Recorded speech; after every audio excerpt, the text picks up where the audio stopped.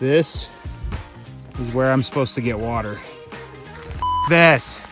Double mask right now because, well, it is so smoky out here. Just met a girl. She was coming back this way.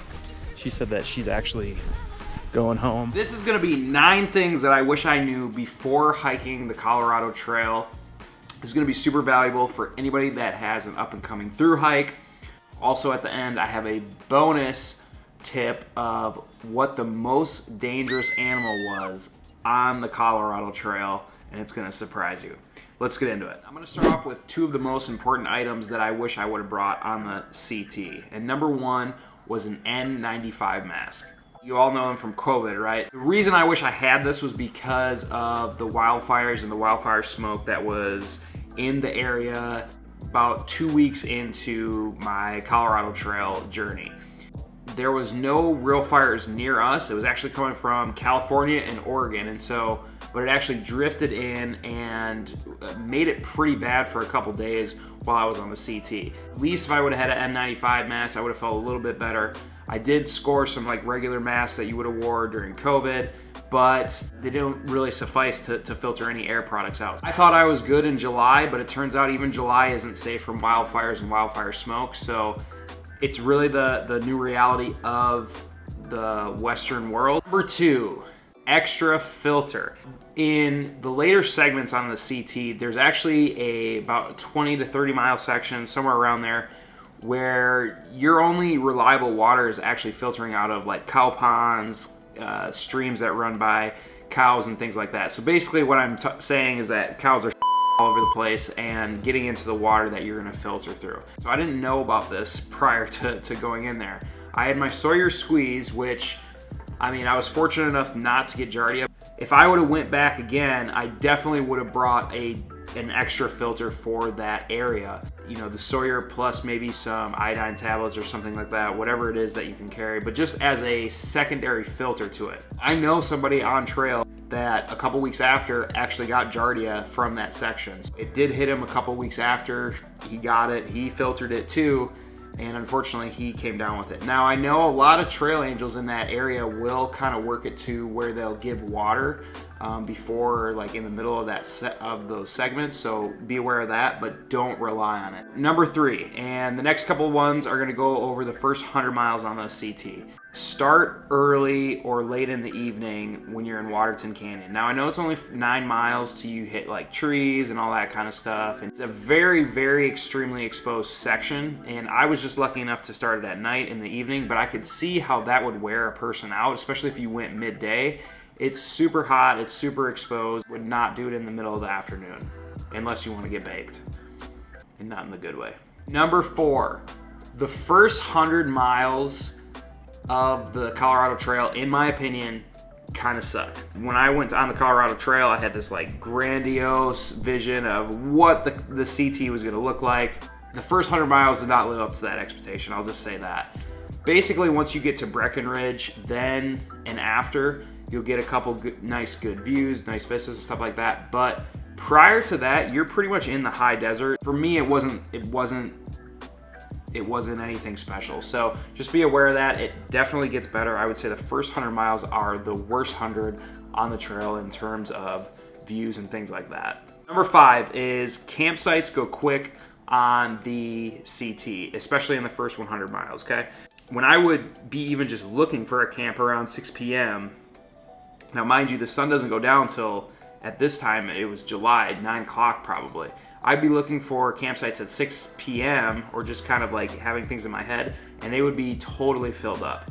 So be aware of that. Now, after you get past Breckenridge, that kind of ceases to exist. There's usually more campsites, it seems like, but also I feel like most people, like a good amount of people that were on the first 100 are gonna drop out at Breckenridge. So campsites became way easier to come by. Number 6 is having somebody at home to be your base camp is super critical. So I had my girlfriend back home, and obviously you don't have that good of service. So she was able to check on the weather, the temperatures, especially going into the San Juans, the fire danger, where the smoke was coming from, what the air quality forecast was supposed to be, and stuff like that. She was also able to schedule flights for me. She said for herself, it actually helped her be a part of the trip and feel like she was contributing, and she really loved that. Okay, number 7 is be aware of poison sumac or whatever it was that I got on my legs.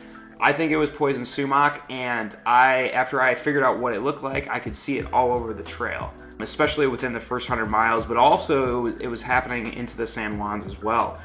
What I would recommend is bring some hydrocortisone just in case. It'll stop at least your itching for a little bit, at least until you can get into town and maybe get like an actual steroid cream like I did at an urgent care. Number 8 is the section after Twin Lakes is one of the hottest and most exposed sections on the CT. And it's only about 5 miles, and everybody kind of talks about the area in segment 2 where you go through the burn and you get to the fire station as one of the worst or most exposed hot sections. That didn't bother me. When I left Twin Lakes, I made the mistake of not filling up my water bottles at all because I was just in a great mood from being in town. And I just started this walk and it was pretty flat. That's the other thing, it's flat, but it's sandy, so it takes a little extra effort to move. And you do have a lake down there, but it's kind of a little bit too far where you want to walk, but then you kind of like decide not to walk, but then you're like, dang it, I should have. By the time you do, then you kind of are getting to some crappy looking water. Just be aware of that. Top off your water bottles and put your sun stuff on. So number 9, hypothermia is a real possibility on the CT. And this is due to the plethora of afternoon thunderstorms. Apparently when I went, the thunderstorms were lasting longer than normal. However, it does seem to actually thunderstorm every year during this monsoon season, so be prepared for it. Now, when you get soaked, it is super hard to dry off if the sun isn't coming out, right? And also the temps drop extremely fast when the cold front moves in with the thunderstorm. I physically cannot button my shirt or unbutton these sleeves. My hands are so cold.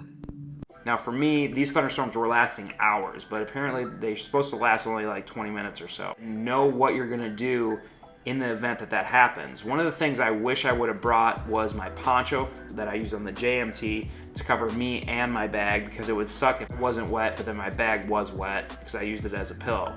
When one of these storms crops up and it looks like it's gonna be a pretty good gully washer, I would recommend setting up your tent right away so that you don't get soaked. Now, you gotta be careful with this because you don't want the inside of your tent to get wet, so you kind of gotta time it just right.